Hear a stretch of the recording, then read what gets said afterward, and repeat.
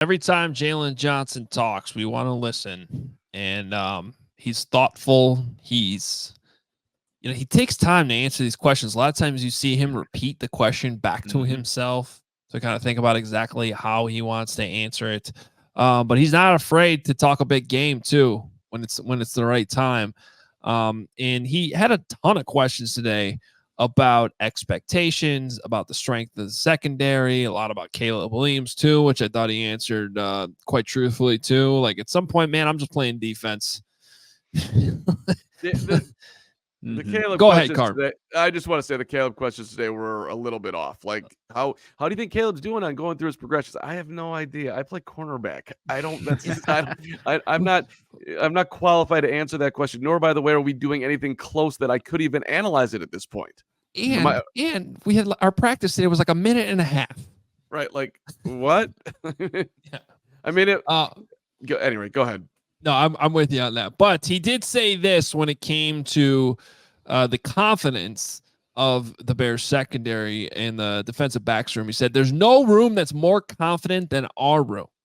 We want to be that Legion of Boom. We want to be that next era of great secondaries that pushes their team to the Super Bowl.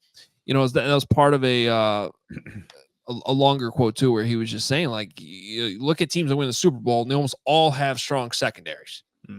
And so, he was asked like to compare their room to other rooms. He didn't really want to do that because he didn't want to like say that their room was the best compared to some of the other rooms on the team.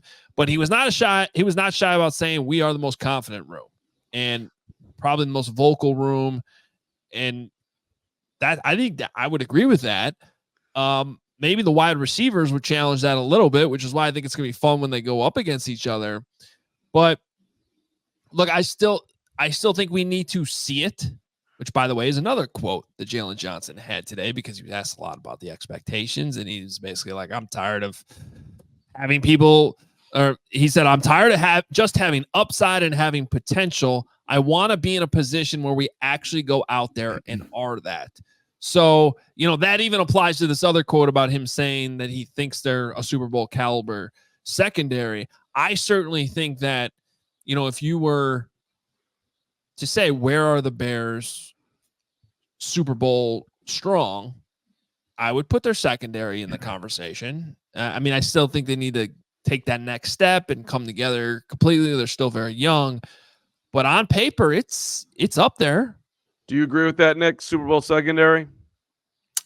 I think they have the capability if you put those guys on a Super Bowl winning roster, and that would be a reason why they get to that point. And I think one of the things that Jaylon also talked about was like the continuity that group has. They can communicate without actually saying things towards each other. I think that's what also goes into making a Super Bowl caliber group. So I think the players are there, but we're still kind of waiting for the Kyler Gordon breakout season. This is year 3. You want to see Jaquan Brisker also do the same thing as well. And then Tyreek Stevenson, that back half of the season, carry over to the start of this 2024 season. So there are things that need to happen, but I think from a player standpoint, Carm, yeah, that group has a potential to be a Super Bowl caliber winning group. See, what I appreciated most from Jaylon today was when the second piece that we just put up there, that look, we can have all the increased expectations and all the love that we're all saying. And he didn't call out Tremaine Edmonds because that would have been ridiculous about yesterday. Like, are you a top 5 defense? 100%. Like, I'm tired of talking, man. We've got to go out and prove it. That was one of his direct quotes. That's what it is to me. Look, y'all they can. It's hard for me to really just digest all this greatness when you're, and it's not, I'm not saying they aren't, but you were a 3-14 team and then you were a 7-10 team. You were a much better team in the second half. I see where it's headed, but to me, the Jaylon part of like, we got to go out and prove it. You do. And can Montez Sweat really carry the load of the main guy that's getting to the quarterback all season long to give a little bit of a break on the secondary? Because no secondary is going to be successful if you're not getting to the quarterback. So you can only ask so much out of these guys. I don't know, Hoge.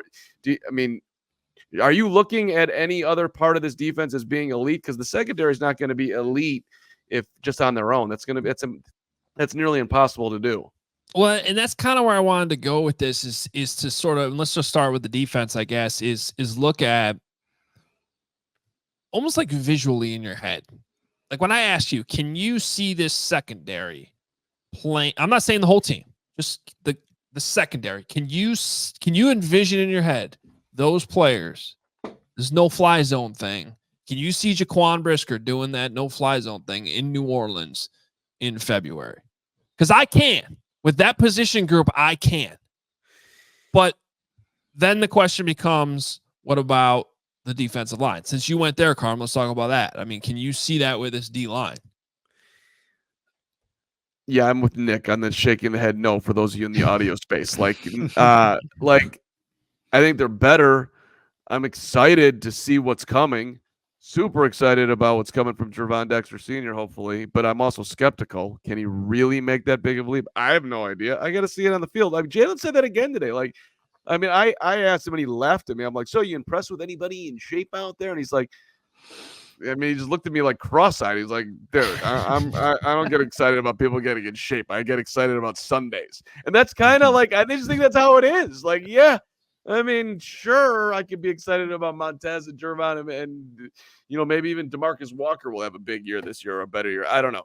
I saw him fall down today, but maybe he'll stay up right there. It's like you got to see it. I can't just do July 20th and be like, all right, we're there. That's like when I tell Jason McKee I'm excited about the Bears getting back on the practice field, and he looks at me sideways like, let me know when the pads go on, and I'll be there. I mean, we did like War and Peace with Jaylon today, and there's like really kind of nothing to talk about. I don't.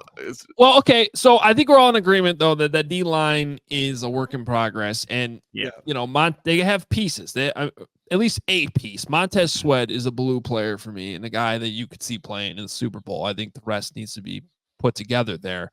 I could see an Andrew Billings though. Sure.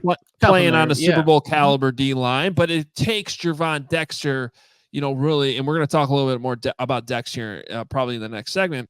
But it takes that taking a huge step forward, and then probably, someone's got to either develop or they got to add a number 2 defensive end as well. So I think we're out on the D line in terms of being like Super Bowl caliber right now. Mm-hmm. Let me just give one weird comment on the D line before we move on to the next position group, which is I was staring at Austin Booker from a distance today, and those legs, I swear to God, they've gained an inch since OTAs. It's unbelievable how long his legs are. So or his pants got shorter. Either one. His legs either got longer or his pants got shorter. Either one. Oh my God! He's 4 inches his legs over the dude's waist who he was standing next to. It was stunning. At any rate, go ahead. Once again, I feel validated on that weird question I asked Eric Washington way back in May or whenever that was. I mean, he came out.